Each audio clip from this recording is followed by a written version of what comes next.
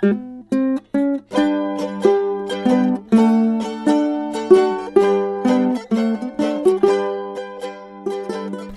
to Just Say This, the place to get all the help you need for the birds and bees talks. I'm your host, Amy Lang.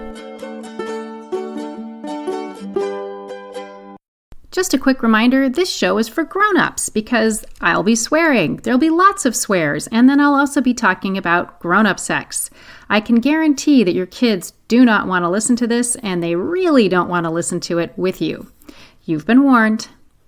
Do you have a question for me? Please give me a call. The phone number is 206-926-1522, 206-926-1522, and I will answer on the show.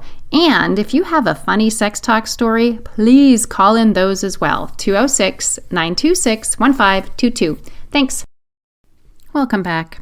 I'm just going to read things from the mailbag, and as you know from listening, it's way more fun if people will call in. So if you can muster up the energy to give me a buzz, it's 206-926-1522 to leave a message for me.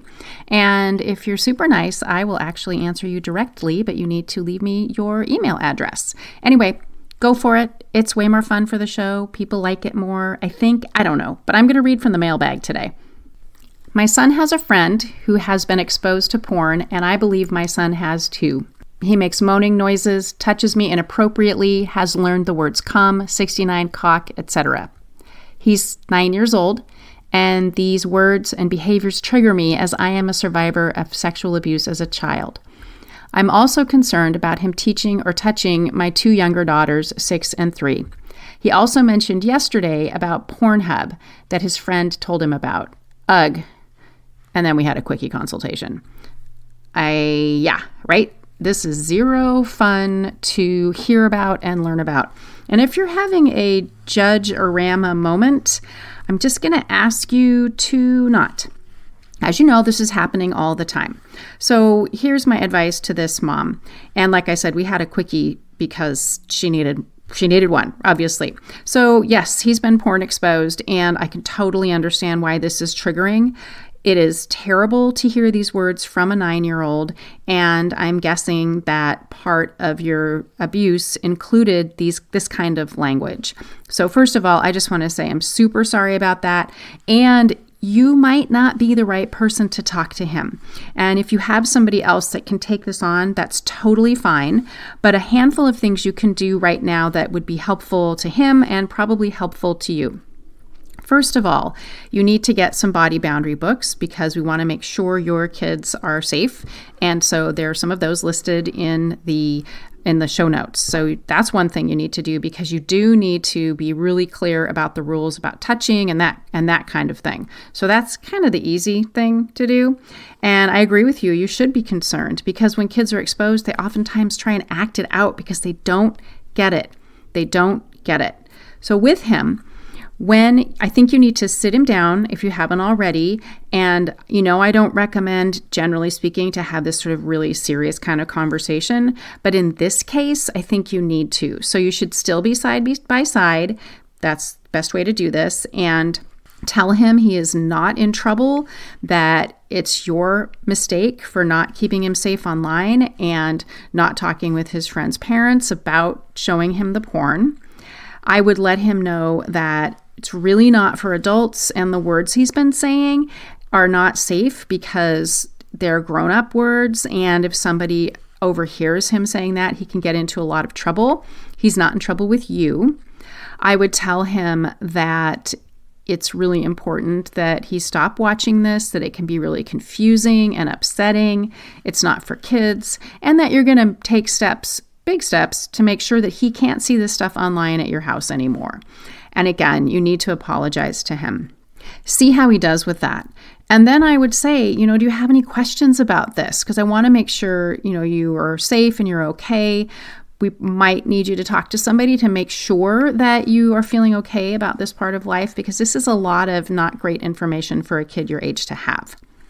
Now, This is going to be probably kind of hard. You should practice for sure. And again, if there's somebody that is better suited, if he has another parent who's chill and can do this, I recommend that person do it. If not, safe adult, friend, somebody you trust that can have this conversation with him. One thing, with him making those noises and saying those things, it's really important that, and I'm guessing that you might not have been as firm as you should be with this because it's triggering to you and because of your sexual abuse history. But when he makes those moaning noises, uses those words, you need to be really clear with him and say, you need to stop. You need to stop. It is not okay for you to make those noises. And we've talked about this, so I'm going to ask you to stop. You're not in trouble. I know you forgot. So please stop making those noises, saying those words, rubbing against me, whatever he's doing to you. So be very clear. Please stop. It's not okay or safe to say those words. And that's it. Now, I know you're probably thinking, let's give this kid a consequence. There really isn't a consequence. One thing you could do with him is say, you know what? I know you like to say those words and it gets you kind of excited. So how about this? Why don't you just take a chill out in your bedroom for a little bit just to help you calm down and remember, it's not okay to say those words. Another thing I would do too is I would bring his sisters into it only in the sense that, you're the big brother and you need to set an example for them. If they said these words, they would get in so much trouble, not with me again, but we can't have little kids saying this kind of stuff. So I would do all of that. I do think based on the exposure and how he's using this language that he does need to have some therapy. And just listener, you can go to rainn.org and find a therapist in your area. You want someone that specializes in child sexual abuse because they understand what the impact of seeing this kind of stuff can be on a kid. Okay, his friend. I'm sorry. You need to talk to his parents. Take care of your child first. But this child knows what Pornhub is. That is not okay. You need to find out if he's continuing to access it. You need to make sure that child is safe. Now, the parents may freak out and say it's your kid's fault and your kid's been showing and blah, blah, blah. And maybe not, but that kid needs help as well. So this is really hard stuff, especially because of your abuse history. And I also just want to assure you it's happening all the time, so you're not alone. Sorry, as you all know, I get tired of this because it's pretty preventable, not entirely. So sorry, this is hard on me and frustrating to me. So sorry. Okay, anywho, you do need to talk with him. And I think he does need to have a little tune-up with somebody just to make sure. Meanwhile, back at the more advice department, he may really try to access this stuff again. And so you really need to keep a hawk's eye on him, limit his time online, use Bark or Custodio. And again, you want to talk about online safety. But if he keeps trying to get if he's compulsive about it, yes, help for sure. And then I would keep him away from that other kid, especially if the parents are weird and not doing anything about it, because he's not a safe friend. And you can tell him that. Your friend isn't safe right now, so let's take a little break from them. He's making decisions that can get kids in trouble, and we don't want you to get in trouble. Okay, there you go. Crappy, sorry, really hard to hear. And I think there are ways that you can help your child, and hopefully he will be just fine from this. But wait, there's more. Sorry, I just, how I am. The other thing about it is that it can be sexually abusive to see this kind of thing, which is why I really do think he needs to see a therapist. Okay, good luck. Okay, this one's less traumatizing, so hang in there with that porn stuff. It's constant, as you know. So here's my next one. Hey, Amy, I just listened to episode 138, and I was keen to hear about how to talk to your children about all things sexual when you get pushback.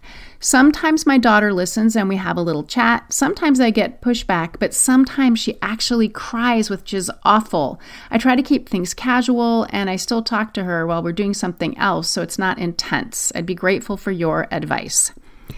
Go you for hanging in there. I'm really glad that you are taking this on. And yeah, pushback is really normal, right? This is part of it. Kids feel, I don't know how old your daughter is, but kids can feel really uncomfortable having these conversations.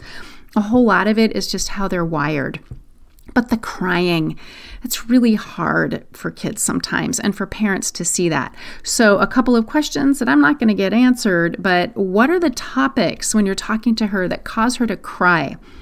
Now, my hunch is that it's puberty stuff, because some kids really struggle with the idea that their body is going to grow and change. Neurodiverse kids oftentimes struggle with this. Kids who are not the gender they were given at birth can really, really struggle with this. So if you feel like a boy and you're being told you're going to get uncontrollable breasts, that's not good. And that would make me cry, right?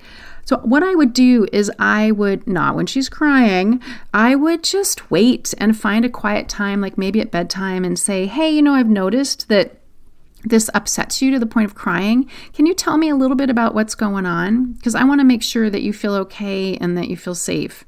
And then see what she says.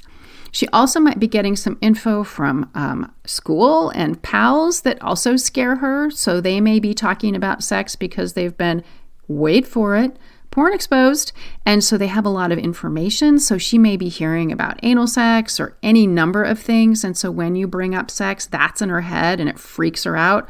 Of course, she could be porn exposed, so please check that. So those are my guesses. So you do need to do a little detective work. You do need to pay attention to her in other ways too. So are you having the conversations at the end of the day and she's really tired and wiped out? Is she in the middle of playing Barbies?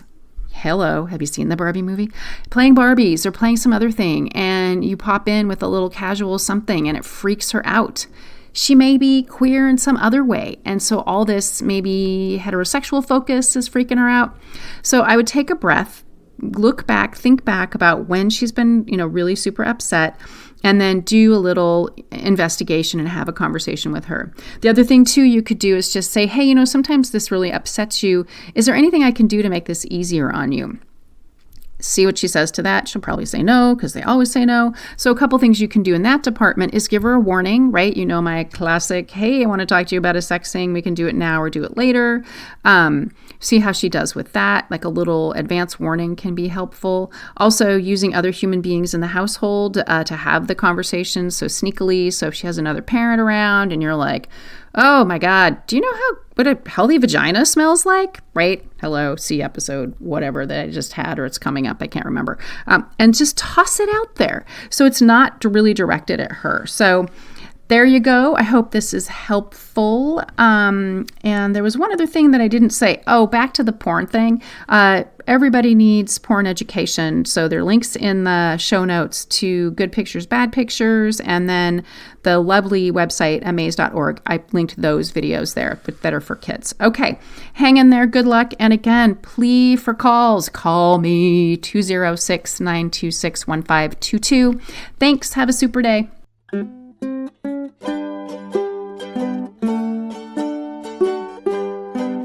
That's it for this week. Thanks to everyone who's been calling in. The number's 206-926-1522, so please leave me a message if you have a question or a tale from the trenches. And thank you to Melanie Smith, my producer, and to Rolf, who wrote the Birds and Bees and Kids theme song.